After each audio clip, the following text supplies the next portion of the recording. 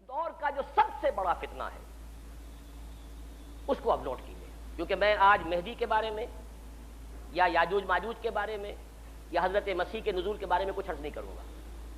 بقیہ وقت جو میرے پاس اب ہے وہ مجھے صرف کرنا ہے صرف دجال کی وضاحت۔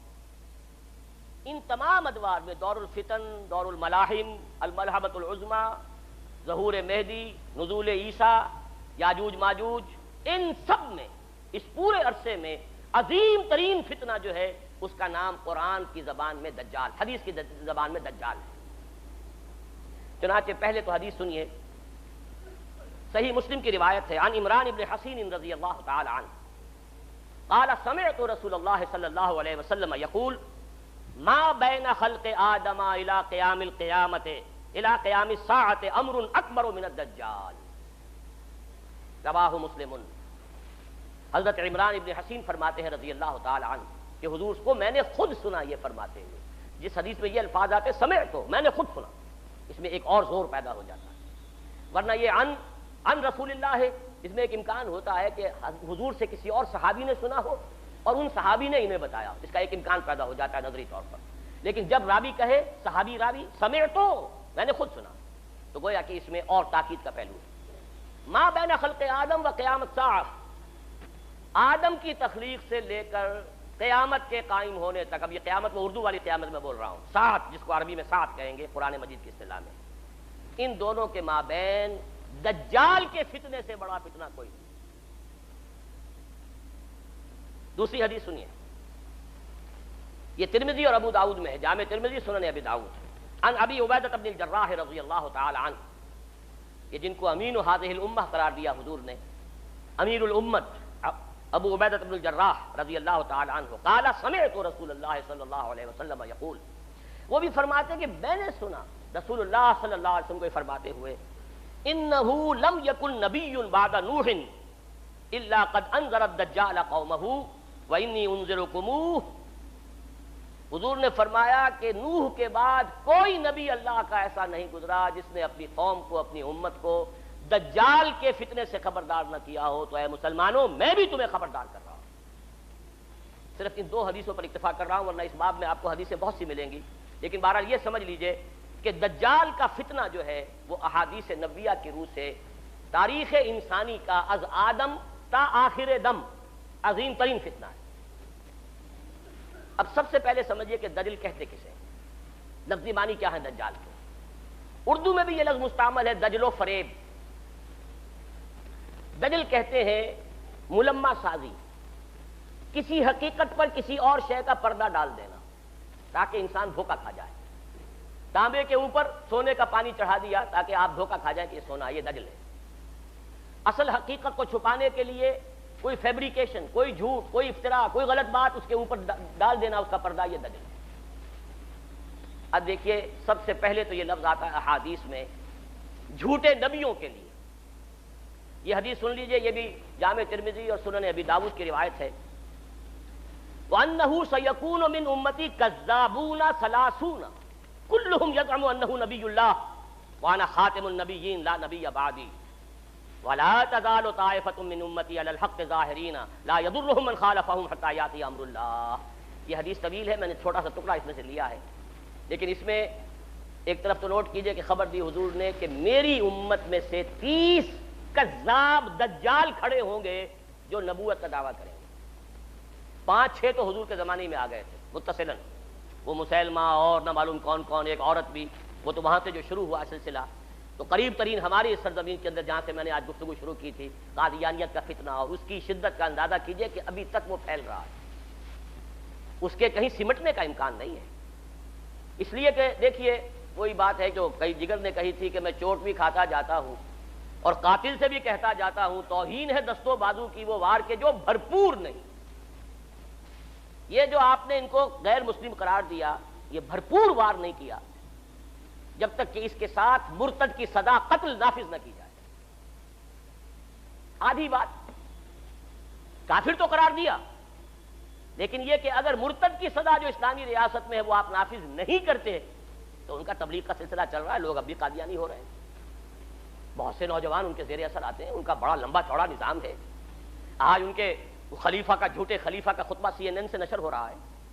پورے عالم اسلام میں مسلمان جو ہیں، حالانکہ دولت کے وہ انبار مسلمانوں کے پاس موجود ہیں جن کا کہ آپ حساب نہیں کر سکتے، لیکن یہ کہ کہیں مسلمانوں میں سے کسی کے لیے صحیح دین کی تعلیم کے لیے تو کوئی CNN کے اندر آپ وقت نہیں لے سکے آج تک. ان کا خطبہ نشر ہو رہا ہے، دنیا میں سنا جا رہا ہے، بڑے بڑے مراکز قائم ہو رہے ہیں. ٹورنٹو میں ان کا بہت بڑا مرکز بنا ہے. اب تو وہ انگلینڈ سے اپنا پورا مرکز جو ہے وہ شفٹ کرنے کی فکر میں ہے، اب امریکہ کے اندر وہ اڈے جمانے کی فکر میں. بہت بڑا مرکز ہے.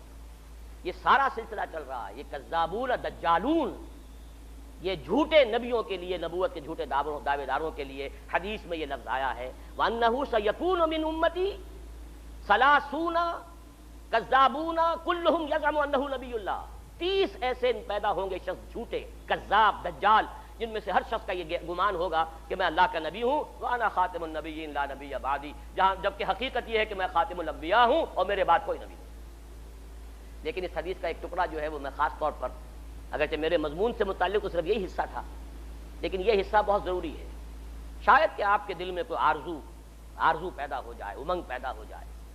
حضور نے جہاں یہ خبر دی ہے، ساتھ ہی یہ بھی خبر دی ہے وَلَا تَزَالُ طَائِفَةٌ مِّنْ أُمَّتِي عَلَى الْحَقِّ ظَاهِرِينَ، لیکن میری امت میں ایک گروہ ہمیشہ حق پر غالب رہے گا، حق پر قائم رہے گا.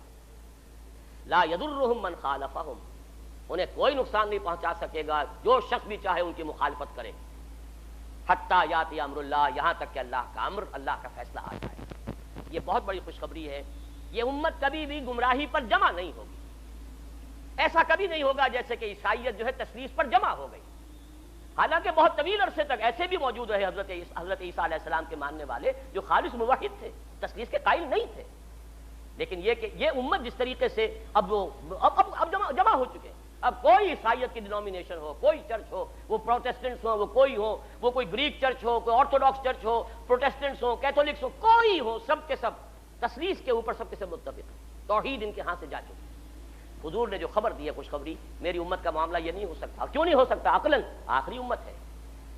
ظاہر بات ہے کہ حضرت مسیح کی امت بگڑ گئی تو حق کو بیان کرنے کے لیے محمد رسول اللہ آ گئے صلی اللہ علیہ وسلم. اب اگر یہاں یہ حق گم ہو جائے کلیتاً تو اب کوئی اور نبی تو آنے والا نہیں. لہذا حضور کو بھی پروٹیکشن دی گئی، حضور کے دین کو بھی پروٹیکشن دی گئی. اور اس پروٹیکشن ہی کا ایک پہلو یہ ہے کہ میری امت میں ایک گروہ ہمیشہ حق پر قائم رہے گا. اللہم ربنا اجعلنا منہم، اللہ تعالی ہمیں توفیق دے کہ ہم ان میں سے ہوں. یہ آرزو تو کم سے کم دل کے اندر پیدا کیجئے، یہ امنگ تو پیدا ہو جائے. اگرچہ مجھے معلوم ہے کہ ماحول وہ ہے جس کے بارے میں اقبال نے کہا ہے کہ آرزو اول تو پیدا ہو نہیں سکتی کہیں، اور ہو جائے تو مر جاتی ہے یا رہتی ہے خام. ماحول غذا نہیں دیتا، آکسیجن ہی نہیں ہے. 2 پتیاں تو نکلی تھی بیج میں سے لیکن مرجھا گئیں، اس لیے کہ غذا نہیں فضا میں. امنگ اٹھتی ہے، جذبہ ابھرتا ہے، اس کی آبیاری کا سامان نہیں ہے، خارجی نہیں ہے، سارا داخلی سامان کرنا پڑے گا. اپنے اندر کا تیل جلانا ہوگا، باہر کا تیل نہیں ملے گا. اقبال نے یہی بات کہی ایک شعر کے اندر، کر اپنی رات کو داغے جگر سے نورانی، کر اپنی رات کو داغے جگر سے نورانی. اپنے اندر تیل جلاؤ، اپنے جگر کا تیل جلاؤ، اس سے روشنی حاصل کرو گے. ماحول سے تمہیں روشنی نہیں ملے گی. اپنی اس آرزو کو پروان چڑھاؤ لیکن اپنے اندرونی جذبے کے ساتھ، استقامت کے ساتھ. بہرحال اس حدیث کا یہ ٹکڑا میں نے صرف اس لیے سنایا کہ یہ ایک ہمارے لیے ایک امنگ پیدا کرنے والی شے ہے کہ اللہ تعالی ہمیں توفیق دے کہ ہم ان لوگوں میں سے. تو پہلا لفظ جو دجال آیا ہے وہ تو میں نے آپ سے عرض کیا کہ دجال جھوٹا نبی، جس کے بارے میں حضور کی خبر ہے کہ 30 پیدا ہوں. دوسرا ایک عمومی فتنہ ہے دجال، فتنۃ الدجال، عمومی فتنہ. وہ کیا ہے؟ اصل میں یہ تہذیب کے جس میں میں اور آپ، واقعہ یہ ہے کہ ہم اس وقت غرق ہیں. کسی کے سر کے اوپر تک پانی جا چکا ہے، وہ جا چکا، کوئی گردن تک اس کے اندر ہے، کوئی پیٹ تک ہے، کوئی گھٹنوں تک ہے، لیکن ہم میں سے کوئی اس تہذیب سے بچا ہوا نہیں. یہ عالمی تہذیب ہے، دجالی تہذیب، جو شروع ہوئی تھی مغرب سے تقریباً 400 سال قبل، رینائسنس، احیاء العلم. لیکن اس احیاء العلم کے نتیجہ کیا نکلا؟ مادی ترقی، ٹیکنالوجی، سائنس بڑھتی چلی گئی، اور اس درجے بڑھتی چلی گئی کہ عروج آدم خاکی سے انجم سہمے جاتے ہیں کہ یہ ٹوٹا ہوا تارا مہ کامل نہ بن جائے. چاند کو پاؤں تلے روند آیا انسان. اور ابھی نہ معلوم کہاں کہاں کمندے ڈال رہا ہے. لیکن دوسری طرف آسمانی وحی والی ہدایت سے اپنی آنکھ بند کر لی. نوٹ کر لیجئے اس بات کو اچھی طرح. سورہ بقرہ کا 4واں رکوع جو ہے قرآن مجید کے فلسفے میں نہایت اہمیت کا حامل. اللہ نے انسان کو بنایا زمین کی خلافت کے لیے. وَإِذْ قَالَ رَبُّكَ لِلْمَلَائِكَةِ إِنِّي جَاعِلٌ فِي الْأَرْضِ خَلِيفَةً. خلافت عرضی کے لیے آدم کی تخلیق ہوئی. دو چیزیں دی گئیں آدم کو. ایک کا ذکر اس رکوع کے شروع میں ہے، ایک کا آخر میں. شروع میں علم الاسماء دیا گیا. علم آدم الاسماء كلها ثم عرضهم على الملائكة فقال انبئوني باسماء هؤلاء ان كنتم صادقين. ایک علم تو آدم کو دے دیا گیا، علامہ دے دیا گیا، فعل ماضی ہے، ماضی مطلق ہے، دے دیا گیا. ایک علم کے بارے میں فرمایا وہ آتا رہے گا تمہارے پاس وقتاً فوقتاً. فَإِمَّا يَأْتِيَنَّكُم مِّنِّي هُدًى فَمَن تَبِعَ هُدَايَ فَلَا خَوْفٌ عَلَيْهِمْ وَلَا هُمْ يَحْزَنُونَ. سورہ بقرہ کے 4تھے رکوع کے آخری میں ہے نا. یہ علم تو دے دیا تمہیں. ایک علم ہے علم ہدایت، وہ وقفے سے وقتاً فوقتاً آتا رہے. فَإِمَّا يَأْتِيَنَّكُم مِّنِّي هُدًى فَمَن تَبِعَ هُدَايَ، تو جو میری اس ہدایت کی پیروی کرے گا فلا خوف علیہم ولا هم يحزنون والذین کفروا وکذبوا بآیاتنا اولئک اصحاب النار هم فیہا خالدون. دو چیزیں دی تھی نا. علم اسماء جو آدم کو دے دیا گیا وہی ہے جو آدم کی نسل کے اندر ایک تناور درخت بن کر یہ فزیکل سائنسز اور ٹیکنالوجی کی شکل اختیار کر چکا. اس کو اچھی طرح سمجھ لیجئے بات کو. آم کی گٹھلی میں پورا آم ہوتا ہے کہ نہیں؟ آم کا درخت کہاں سے وجود میں آتا ہے؟ گٹھلی سے. باہر سے تو صرف پانی گیا تھا گٹھلی کے اندر. دو پتیاں کہاں سے نکلی؟ اس کی ابتدائی غذا بھی اس گٹھلی کے اندر موجود ہے. بعد میں پانی جو ہے وہ مختلف منرلز لے کر اندر جاتا رہا، اوپر سے جو ہے آکسیجن ملتی رہی. آم کا درخت پورا کا پورا گٹھلی میں تھا، لیکن آم کی گٹھلی کو آم کا درخت بننے میں کتنے سال لگتے ہیں؟ چلیے 10 سال لگے.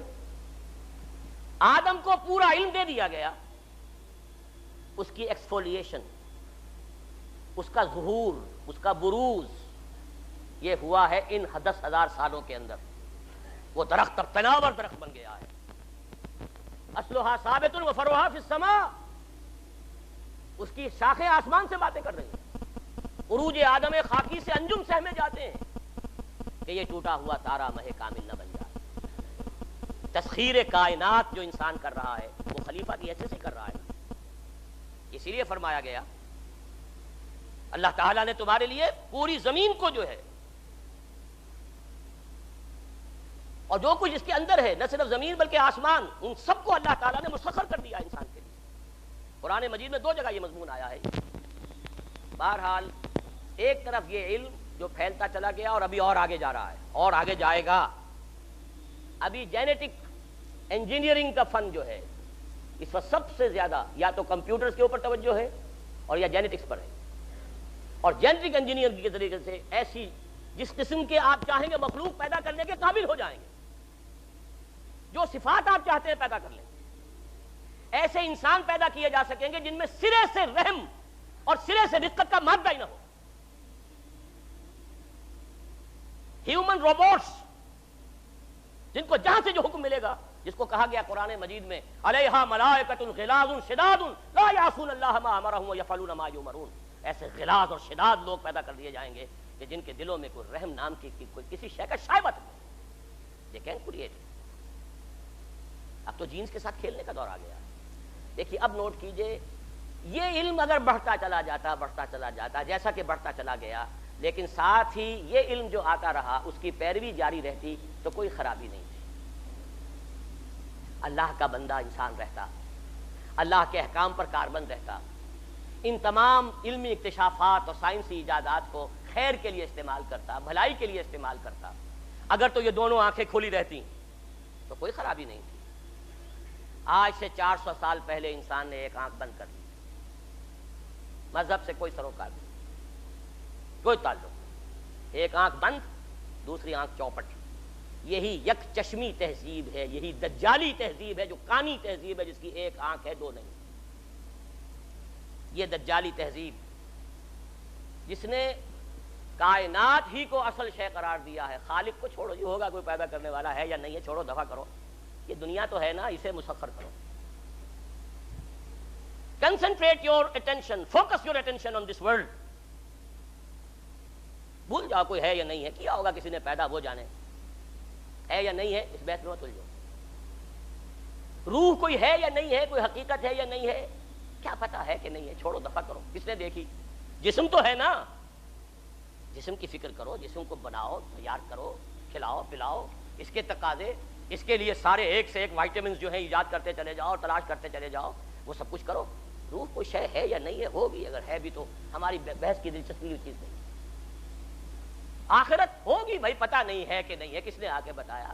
یہ دنیا تو ہے نا، اسے بناؤ، ویلفیئر اسٹیٹ قائم کرو، دنیا کے اندر بہتر نظام قائم کرو. کہاں آخرت کے چکر میں پھنس گئے. یہ تین چیزیں بمقابلہ تین چیزوں کے. یہ میرا کتاب چاہے 67 کا لکھا ہوا اسلام کی نشت ثانیہ کرنے کا اصل کام، اس کا تھیم یہی ہے کہ موجودہ تہذیب کو اینالائز کریں گے تو کیا ہے، خالق کائنات کی بجائے کائنات پر توجہ کرو، روح کی بجائے مادے پر توجہ کرو. حیات اخروی سے چھوڑو، ہوگی نہیں ہے، کیا ہے، دنیا کی. یہ جو شفٹ آف ایمفیسس ہوا ہے، ہماری توجہ ادھر سے ہٹ کر ادھر، اب دنیا ہی مطلوب و مقصود، اسی کی رہنائیاں، اسی کی زیبائش، اسی کی سہولتیں، اسی کی بہبود. یہ ہے کہ جو ہمارا مطمع نظر ہے. اس کا نام ہے دجالی تہذیب، اور اسی لیے آتا ہے احادیث میں، لیے تمہیں اللہ نے سورہ کہف عطا کی، خاص طور پر اس کی ابتدائی اور آخری آیات. جو شخص، خاص طور پہ جمعے کا ذکر بھی آتا ہے، جو ہر جمعے کو سورہ کہف کی تلاوت کرے گا، اس کی ابتدائی آخری آیات کی تلاوت کرے گا، بناؤ اسے، اپنے ذہن اور فکر کا حصہ بناؤ اسے، تو پھر اس دجالی فتنے کے اثرات سے محفوظ رہ سکتے ہیں. وہ دجالی فتنہ کیا ہے؟ سورہ کہف کی 4 آیات کا حوالہ دے رہا ہوں. اِنَّا جَعَلْنَا مَا عَلَى الْأَرْضِ زِينَةً لَهَا لِنَبْلُوَهُمْ أَيُّهُمْ أَحْسَنُ عَمَلًا. ہم نے زمین پر جو کچھ ہے اسے اس کا سنگھار بنا دیا ہے، زیبائش، آرائش، آنکھیں چکا چوند ہو جاتی ہیں، نظر کو خیرہ کرتی ہے چمک تہذیب حاضر کی. یہ سنگائی مگر جھوٹے رنگوں کی ریزہ کاری ہے. لیکن آدمی جو ہے اسی کا دل دادا. لِنَبْلُوَهُمْ أَيُّهُمْ أَحْسَنُ عَمَلًا. دیکھنا چاہتے ہیں اسی عروس ہزار داماد کے زلف کے گراگیر بن کر رہ جاتے ہو یا ہم سے محبت کرتے ہو. رخ روشن کے آگے شمع رکھ کر وہ یہ کہتے ہیں ادھر جاتا ہے دیکھیں، یا ادھر پروانہ آتا ہے. یہی امتحان ہے. ہمیں چاہتے ہو یا دنیا کو چاہتے ہو. اِنَّا جَعَلْنَا مَا عَلَى الْأَرْضِ زِينَةً لَهَا لِنَبْلُوَهُمْ أَيُّهُمْ أَحْسَنُ عَمَلًا. ایک جگہ سورہ کہف میں حضور کو روکا گیا، حضور ان غرباء اور فقراء صحابہ سے اپنی نگاہیں ادھر ہٹا کر امیروں کی طرف توجہ زیادہ نہ کیجیے. وَلَا تَعْدُ عَيْنَاكَ عَنْهُمْ تُرِيدُ زِينَةَ الْحَيَاةِ الدُّنْيَا. اے نبی کہیں یہ گمان نہ ہو جائے لوگوں کو کہ آپ بھی حیات دنیاوی کی زینت ہی کو زیادہ اہمیت دے رہے ہیں. یہ مشکل مقامات میں سے قرآن مجید کے میں نے اس کی جو سب سے زیادہ قابل قبول جو ایک تعبیر ہو سکتی ہے وہ میں کر رہا ہوں کہ نبی کہیں ایسا نہ ہو کہ آپ کے اس طرز عمل سے لوگ یہ سمجھیں کہ محمد کی نگاہ میں بھی دولت ہی کی اہمیت ہے، تبھی تو دولت مندوں کی طرف توجہ زیادہ ہے. محمد کی نگاہ میں بھی شاید دنیاوی اقتدار جو ہے اسی کی اہمیت ہے، تبھی تو یہ جو قریش کے سردار آتے ہیں انہیں زیادہ وقت دیتے ہیں. ہم فقراء جاتے ہیں تو ہماری طرف توجہ نہیں فرماتے. وَلَا تَعْدُ عَيْنَاكَ عَنْهُمْ تُرِيدُ زِينَةَ الْحَيَاةِ وَاصْبِرْ نَفْسَكَ مَعَ الَّذِينَ يَدْعُونَ رَبَّهُمْ بِالْغَدَاةِ وَالْعَشِيِّ يُرِيدُونَ وَجْهَهُ. اے نبی اپنے ان ساتھیوں کی صحبت کے اندر آپ رکے رہیے، انہیں زیادہ وقت دیجیے جو صبح و شام اپنے رب کو پکارتے ہیں، اس کی رحمت کے امیدوار ہیں. وَلَا تَعْدُ عَيْنَاكَ عَنْهُمْ، ان سے نگاہیں ہٹا کر ان دولت مندوں اور سرداروں کی طرف متوجہ نہ ہو. تُرِيدُ زِينَةَ الْحَيَاةِ الدُّنْيَا. تیسرے مرحلے پر آتا ہے المال والبنون زینۃ الحیات الدنیا والباقیات الصالحات خیر عند ربک ثوابا وخیر عقبا. یہ دنیا، مال، اور یہ مال و دولت دنیا، یہ رشتہ و پیوند، بتان وہم و گما، لا الہ الا اللہ. لیکن یہ کہ اسی کی زیبائش، آرائش، اسی کی محبت، اسی کی سوچ، دن رات فکر ہے تو انہی کی ہے. المال والبنون زینۃ الحیات الدنیا. اور آخری آیت جو آخری رکوع میں قل هل ننبئكم بالاخسرین اعمالا الذین ضل سعیهم فی الحیات الدنیا وهم یحسبون انهم یحسنون صنعا. سب سے زیادہ گھاٹے اور خسارے میں رہنے والے کون ہیں نبی؟ ہم آپ کو بتائیں. اے نبی آپ ان سے کہیے، کیا میں تمہیں بتاؤں سب سے زیادہ خسارے میں کون رہے؟ سوال کا جواب بھی خود ہی، جن لوگوں کی ساری بھاگ دوڑ سعی و جہد حیات دنیا ہی میں بھٹک کر رہ گئی، ساری بھاگ دوڑ، دن رات کی محنت، مشقت، سوچ ہے تو اسی کی، رات کو بھی دن کو بھی، دوڑ دھوپ، ساری فکر فی الحیات الدنیا، واللہ بھٹک کر رہ گئی۔ انہی توانائیوں سے آخرت کمائی جا سکتی تھی، انہی چیزوں سے جو اللہ نے دی ہے اللہ کو راضی کیا جا سکتا تھا، لیکن یہ ساری چیزیں کھپا دیں دنیا کے حصول میں، بھٹک گئیں۔ وہ تیر نیم کش جس کا نہ ہو کوئی ہدف ہونا چاہیے تھا اللہ کی ذات، لیکن تم نے پہنچا خرچ کر دی یہ ساری چیزیں دنیا کی طلب میں۔ الذین ضل سعیہم فی الحیات الدنیا وہم یحسبون انہم یحسنون صنعا، یہ ہے وہ دجالی فتنہ جس نے آخرت پر دنیا کا ملمہ کر دیا ہے، ذات باری تعالیٰ پر کائنات کی عظمت کا پردہ ڈال دیا ہے۔ اللہ سے توجہ ہٹ گئی، کائنات، روح کی بجائے جسم، حیات اخروی کی بجائے حیات دنیا۔ یہ جو چار ہماری چیزوں کے اندر کہ جو پریفرنسز ہیں، جو ہمارا ایمفیسس ہے، زبان سے مانتے ہیں اللہ کو بھی آخرت کو بھی، لیکن آپ اپنے 24 گھنٹے کے تمام اوقات کا تجزیہ کیجئے، کتنی آپ کی توانائیاں اور قوتیں اللہ اور آخرت کے لیے صرف ہو رہی ہیں اور کتنی دنیا کے لیے ہو رہی ہیں۔ اقرا کتابک، ہر شخص اپنی کتاب خود پڑھے، اپنا حساب خود لے۔ اقرا کتابک کفا بنفسک اليوم علیک حسیبا، ہر شخص اپنا حساب خود کر سکتا ہے۔ 24 گھنٹے شمار کیجئے اس کا کتنا وقت۔ ہاں ٹھیک ہے، بھلے نفس کا علیہ کا حق پر، نفس کا بھی حق ہے، سونے کے لیے بھی وقت ہونا چاہیے، آپ کی اولاد کا لیے یہ حق ہے، لیکن پھر دیکھیے باقی جو کچھ آپ کے پاس ہے توانائی جو آپ نے لگائی ہے کچھ چیز حاصل کرنے میں، اس کا کتنا حصہ ہے جو اللہ اور آخرت کے لیے صرف ہو رہا ہے، اور کتنا حصہ ہے جو صرف اس دنیا کی amenities, facilities, luxuries, decoration pieces, کتنے پیسوں سے وہ چیزیں خرید کر لا کر آپ اپنے ڈرائنگ روم سے جا رہے ہیں۔